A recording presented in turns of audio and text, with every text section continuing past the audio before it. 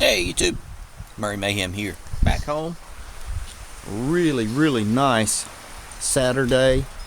It's the 2nd of January or something like that. Happy New Year's. I did want to mention that. And what we're doing today is I'm going through the property and just cranking up everything we have, cycling some fuel through it, and periodically, I try to not let any fuel sit on the property for more than a couple of months, because the fuel just degrades so fast. So what I will do is I'll take all the old fuel, pour it into my truck, and then I'll get fresh new gasoline and cycle it around and place it, and then use the old first for property use. This gas is 87 octane with no ethanol. Pay a little bit more for it, but it's worth it. And you can see I've already swapped some fuel over. I'm going to crank up everything out here. I might check the antifreeze that's in the pump right there as well.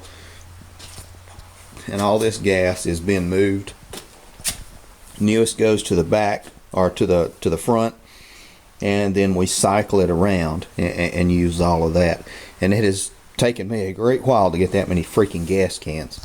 A lot of them I actually pick up off the side of the interstate because they blow out of people's trucks. Yeah. So that's what we were doing today. Going to crank up all this stuff and run it for a few minutes. Now, and I'll show you. I try to keep 70. I try to keep around 100 gallons of gasoline on my property, scattered in different areas, for a total of around 100 gallons. And like I said, the newest is at the back, and then you pull from the front. I have some people, who shall remain nameless, hoochie, that pull the newest from the back, but that's not how you're supposed to do it. We talked about this. So next week, all of those will get swapped out and cycled through, just to keep all the fuel fresh. Unleaded gasoline with ethanol, untreated, has a shelf life, I want to say, of around 3 months. And check behind me to see how, to see whether or not I'm lying.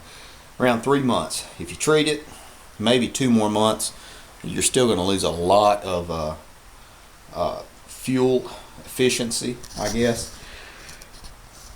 So that's why I burn it all in the V8 as opposed to like putting it in the 4 cylinders, because it just doesn't do any good. And that old gas, God help you, if you put it in your motorcycle or your chainsaw or something like that, it would run badly. So this is what we do to make sure we have enough gas in case we have some hard winter freezes and we've got fuel for the generators. And again, we're going to crank all these guys up and ride them around, cycle all the oil and the transmission fluids.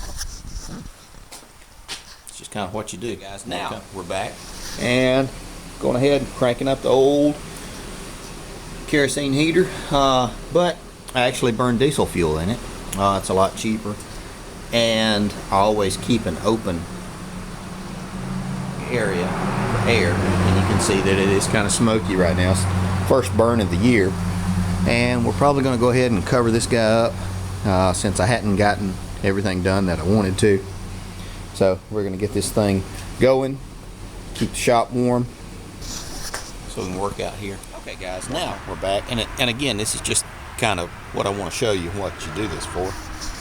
This is a Murray push mower that I bought last summer, and it is made to run off of the ethanol fuel, and it will not crank. So I have had it 7 months, and it's been 30 days since I cranked it up last time. So I crank it up about once a month, and it will not crank up. And I'm gonna say it's because of the fuel, nothing else. It will crank up primed. You will pump it. I don't know if I can hold it and crank it at the same time with this cold weather in my hands. Let's see.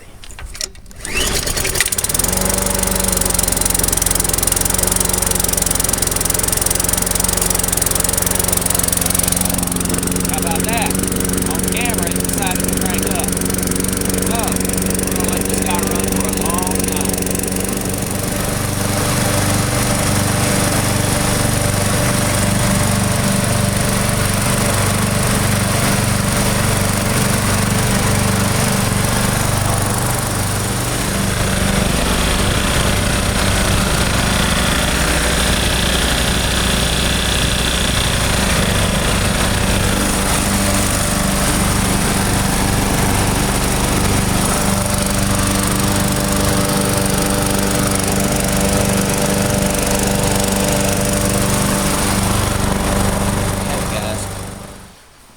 for that little group, all those guys are cranked up.